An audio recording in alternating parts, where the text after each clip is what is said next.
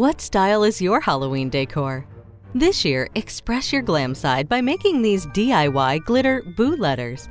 This easy craft project will elevate your current Halloween decorating scheme by adding a little extra glitz, glamour, and, oh yeah, glitter.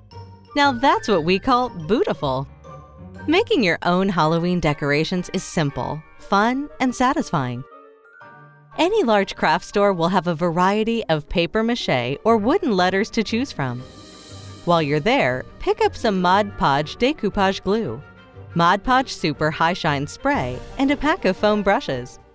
If needed, purchase a bottle of acrylic craft paint or spray paint to match the color of glitter you choose to use for your version of the project.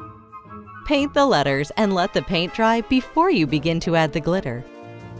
To contain the glitter, use a plastic tablecloth or a large creased piece of paper, like newspaper or poster board, so you can reclaim the unused glitter and easily put it back in the glitter container for later use. Glue a loop of yarn onto the back to hang on the wall, or place the letters upright on a bookcase, mantle, or side table. Create a pretty Halloween vignette by adding real or faux pumpkins, candles, or any other spooky decor that captures your fancy.